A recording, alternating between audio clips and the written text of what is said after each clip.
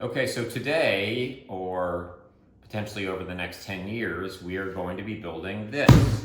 This is 169 pages of detailed work plans for Shop Nation's mega table saw workbench. Do we think I could do it?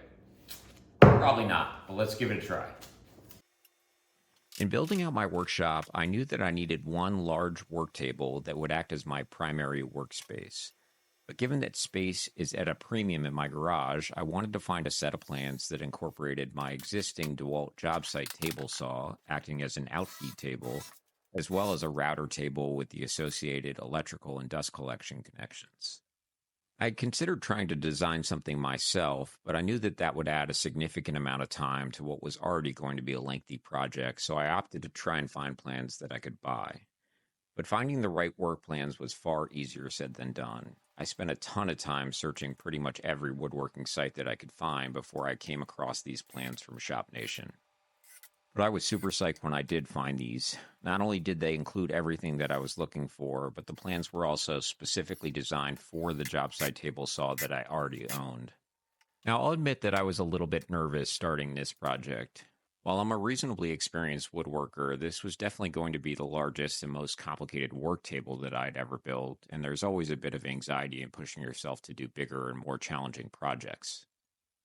But throughout my life, I've typically found that the anxiety you feel in the anticipation of doing something is usually a lot worse than doing the actual thing you're worried about.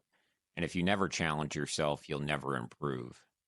I actually have this funny memory of someone once telling me, the first time you do something, you're probably going to suck at it in the most matter of fact way possible.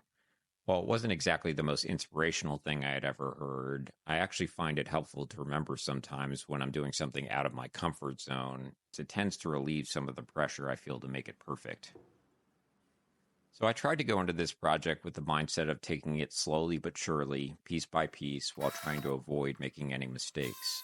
Fortunately, these plans were about as detailed and comprehensive as any I had ever seen, which made the whole process a lot smoother than I had anticipated.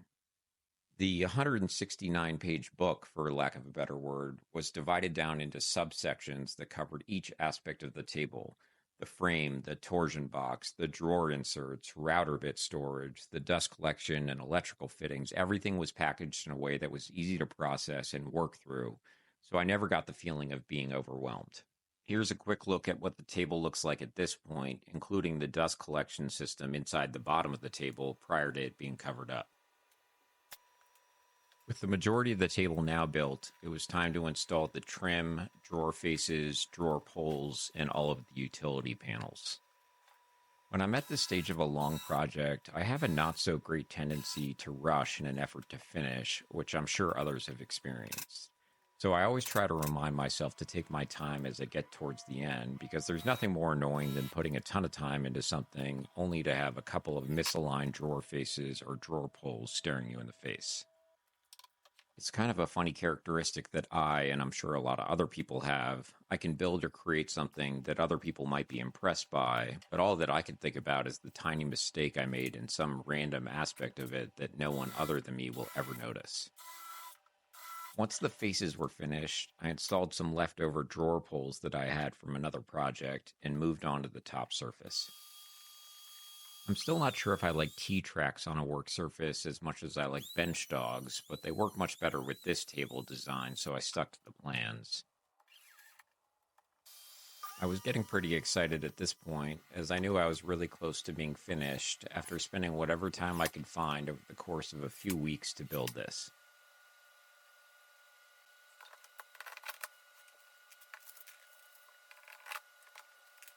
With everything now done, I sanded the top up through the grits and then applied a few coats of polyurethane to protect the work surface. In the end, building this table was a ton of fun. It was challenging, no doubt, but it came out even better than I had hoped. Let me know what you guys think. All right, so now that we have the table done, let's take a look to see what this thing has. Both of these are dust collection inputs, so you can hook up your shop vac system or your dust collector system to either one of these. This one runs directly to the table saw. This one runs to 3 additional utility inputs as well as the dust collection box for the router table. This is a port plug, so this runs all of the electricity on the whole table. You run an extension cord to this, and it powers all of the outlets as well as the table saw and the router table.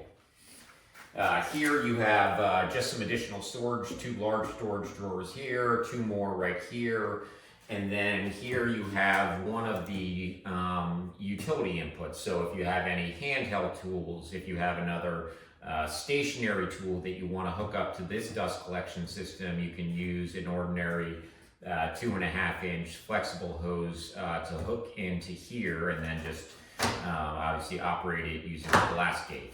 Here we have a recessed outlet just to have additional sources of power.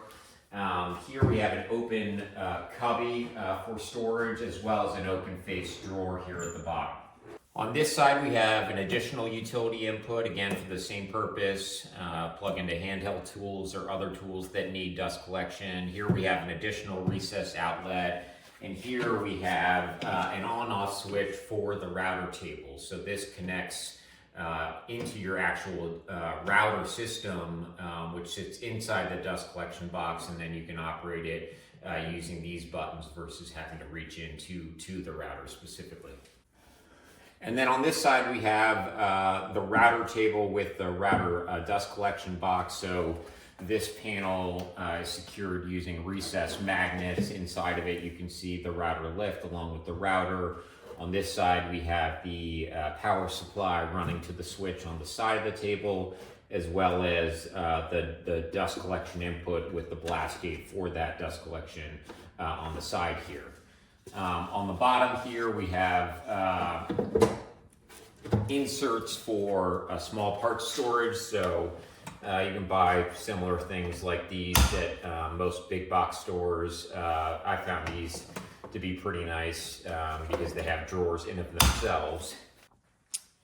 Here we have 2 drawers for router bit storage. So these are for 1/2-inch shank bits, and these are for 1/4-inch shank bits.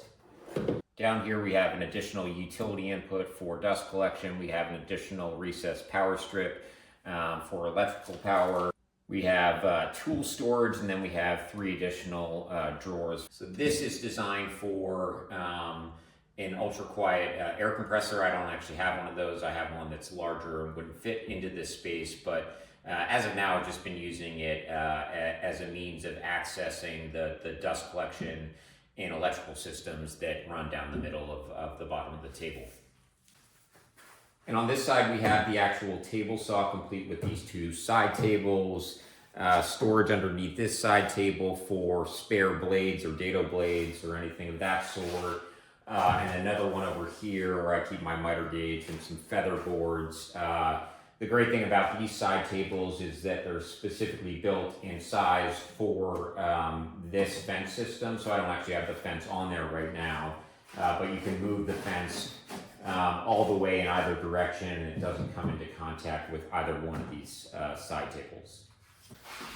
And then last but not least, we just have the main work surface, complete with intersecting T-tracks as well as the router lift. I also managed to take this fence that had been previously a part of a benchtop router table that I had and repurpose it for this use. So now you can attach it to these 2 T-tracks and use it with this router lift system. So that's pretty much a wrap. I appreciate you watching and look forward to more.